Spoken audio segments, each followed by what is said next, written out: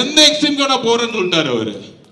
அவரை எப்பொழுதும் யாராலும் அடிமைப்படுத்த முடியாது. ஏனென்றால் திருப்பி நான் பதிவு சொல்றேன், இந்த கூட்டணி கணக்குகள் 2026ஆம் ஆண்டு தூள் தூளாக்கப்படும். ஒரு சிங்கம் ஆடுடன் சேர்ந்து பாதுகாப்பை கொடுக்க முடியாது மக்களுக்கு. நம்மளுடைய தலைவர் சிங்கம்.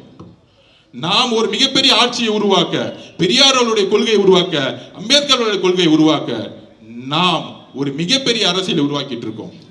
நம்பர் 1. அப்புறம் அன்னைக்கு ஆர்ப்பாட்டத்தில் பேசும்போது நான் தெளிவா பேசினேன். என்ன பேசினேன்? எப்பெல்லாம் திமுகவை எதிர்த்து ஒரு சக்தி வருகிறதோ, ஃபர்ஸ்ட் எம்ஜிஆர் அவர்கள் கடுமையா 5 வருஷம் போராடி பார்த்தாங்க. செங்கோட்டையனை கேட்டு பாருங்க, அடிச்சாங்க, விரட்டினாங்க, எல்லாம் பண்ணாங்க. ஆனா கடுமையா மக்கள் ஆதரவோட வெற்றி பெற்றுட்டாங்க. அன்னையில இருந்து அவர் உயிரோட வரைக்கும் ஜெயிக்க முடியல. அடுத்து ஜெயலலிதா அம்மா வந்தாங்க. அவங்க மேல கடுமையான அடி அடிச்சாங்க. உடல் மொழி எல்லாம் கேவலமா பேசி பார்த்தாங்க, ஜெயிச்சிட்டாங்க. திருப்பி என்ன பண்ணிட்டாங்க? 97, 98 அவங்க ரிசைன் பண்றேன்னு அவங்க லெட்டரை வெளியிட்டு போலியா பரப்பினாங்க. பயந்துட்டு திருப்பி 2001 வந்துட்டாங்க. அந்த அம்மா இருக்கிற வரைக்கும், கருணாநிதி ஐயா இருக்கிற வரைக்கும் தமிழ்நாடு சூழ்நிலை வேற மாதிரி இருந்துச்சு. அதுக்கப்புறம் எத்தனை பேர் வந்தாங்க? முக்கியமா திரைத்துறையில இருந்து எம்ஜிஆருக்கு அப்புறம் வந்தவங்க எல்லாமே என்ன செஞ்சாங்க? ஃபர்ஸ்ட் நம்ம கேப்டன் விஜயகாந்த் அண்ணன் நமக்கு பிடிச்சவர், அன்பானவர், நல்லவர், வலுவானவர். என்ன அவதூறு சொற்களை சொல்லி, என்ன கட்டமைப்பை உருவாக்கி, என்ன பிரச்சாரத்தை உருவாக்கி, நான் மிரட்டல் சொன்னது ஒருத்தர் நேரா கூப்பிட்டு மிரட்டுறது கிடையாது. அவதூறு பிரச்சாரங்கள், கீழ்த்தரமான பிரச்சாரங்கள், தனிப்பட்ட முறையில் பிரச்சாரங்கள், இதையெல்லாம் உருவாக்கி அவரை எந்த அளவுக்கு வீழ்த்தினாங்கன்னு தெரியும் உங்களை. இதுதான் நான் பதிவு பண்ணேன்.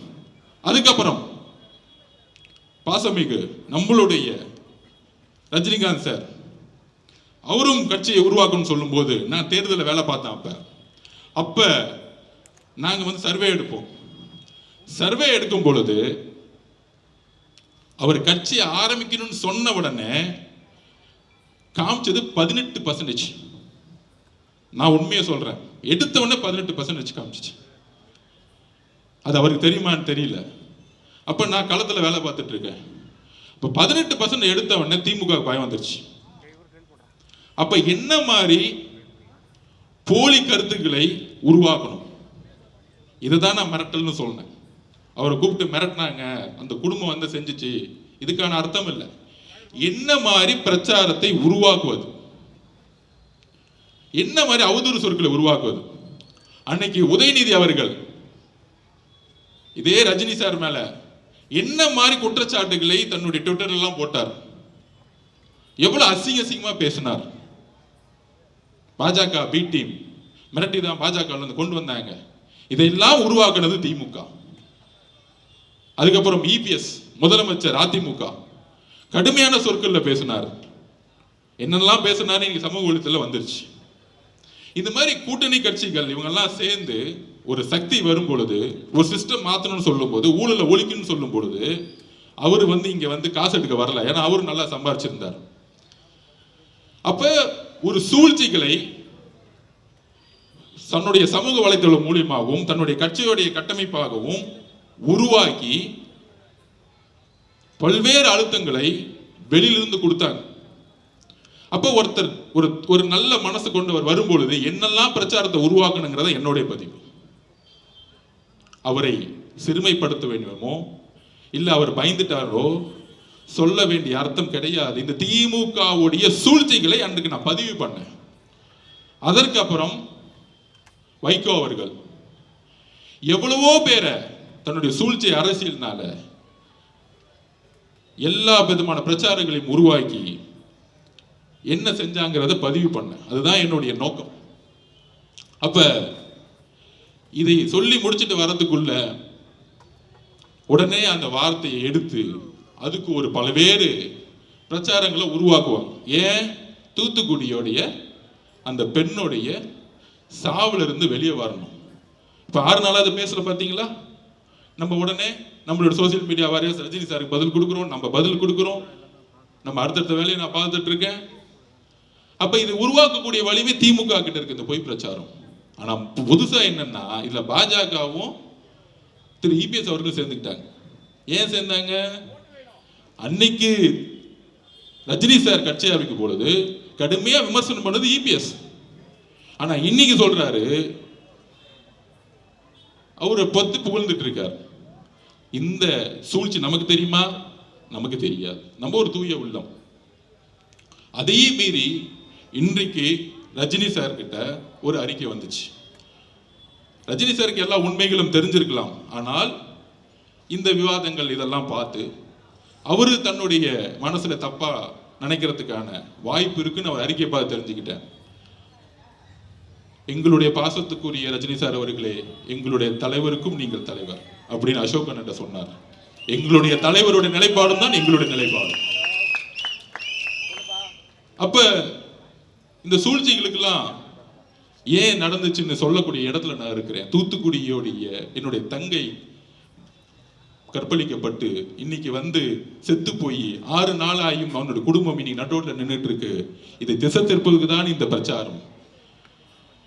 இந்த திசை திருப்புல இருந்து இதுக்கான விஷயத்தை நான் பதிவு பண்ணணும்னு நினைச்சேன். அதான் இன்னைக்கு பதிவு பண்ணேன். இந்த கடிதத்தில், இந்த அறிக்கையிலிருந்து பாசத்துக்குரிய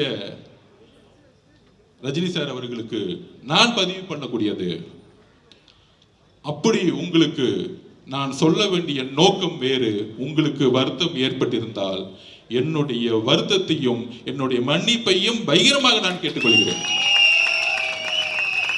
ஏனென்றால் என்னுடன் நீங்கள் வயதில் மூத்தவர், அதற்கான தார்மீக கடமை இருக்குது. நான் வேற யாருக்கும் பதில் கொடுக்கறதுக்கு நான் இங்க வரல. அவருடைய அறிக்கையை படித்தேன்.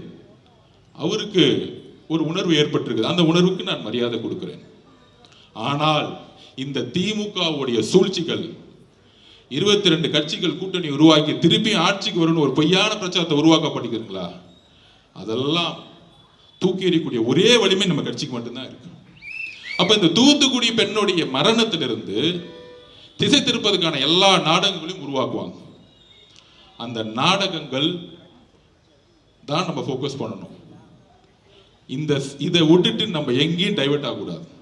திமுகவுடைய சூழ்ச்சிகள், திமுகவோட தவறுகள், திமுகவோட பொய் பிரச்சாரங்கள், திமுகவுடைய எல்லா தவறுகளையும் சொல்ல வேண்டிய பொறுப்பு நம்ம கிட்ட இருக்கு. நம்ம டைவர்ட் ஆகக்கூடாது. ரஜினி சார் நீங்க அரசு இல்லை, நம்ம எதுக்கு அவரோட சண்டை போட போனோம்? அவர்கிட்ட நம்ம எதுக்கு ஃபைட் பண்ண போறோம்? அது இல்லை நம்ம நோக்கம். என்னெல்லாம் செஞ்சாங்க, ஒரு புதிய அரசியல் கட்சி தொடங்கும் போது திமுக குடும்பம் என்னெல்லாம் பேசினாங்க, முரசொலியில இதே ரஜினிகாந்த் சாரை பத்தி என்னெல்லாம் எழுதுனாங்க. இதெல்லாம் எப்ப நடந்துச்சு? 5 வருஷத்துக்கு முன்னாடி. இன்னைக்கு ரஜினி சார் இயக்கத்துல இருந்து வந்தவருக்கு ஒரு ஆர்வ தொகுதியில பொறுப்பு கொடுத்து வேலை பாருன்னு சொன்ன இயக்கம் டிவிக்கு. அப்ப இதற்கான விளக்கங்கள் நாம் கொடுக்க வேண்டிய இடத்துல இருக்கிறோம். ஏனென்றால் நம்மளுடைய ஒரே போக்கஸ் திமுகவுடைய சூழ்ச்சிகள்.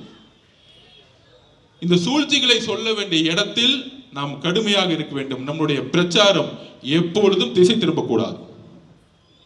வேற எப்பயும் திசை திரும்பக்கூடாது. நம்மளுடைய நோக்கங்கள் பிஜேபியோட சண்டை போடுவதா? ஆம், கொள்கை ரீதியாக நம்ம சண்டை போடுறோம், கடுமையா சண்டை போடுவோம். இல்ல காம்ப்ரமைஸே கிடையாது. இன்னைக்கு தமிழக வெற்றி கழகம் தான் கொள்கை எதிரின் முதல் நாள டிக்ளேர் பண்ணாங்க. திமுக டிக்ளேர் பண்ண முடியுமா? திமுக முன்னாடியே, நான் திருப்பி சொல்றேன், திமுக முன்னாடியே பிஜேபி கூட சேர்ந்தது. இனிமேல் எதிர்காலத்தில் சேர மாட்டான்னு சொல்ல முடியுமா? எப்ப வேணா சேருவாங்க அதிகாரத்துக்காக. ஆனால் கொள்கை எதிரின்னு சொன்ன இயக்கம் நம்மளுடைய கட்சி. அந்த அளவிற்கு நாம் கொள்கைகளை உள்வாங்கி 234 தொகுதிகளிலும் உறுதியாக உண்மையாக நாம் போட்டியிடுவதற்கு எல்லா விதமான மக்கள் ஆதரவு நமக்கு இருக்கு.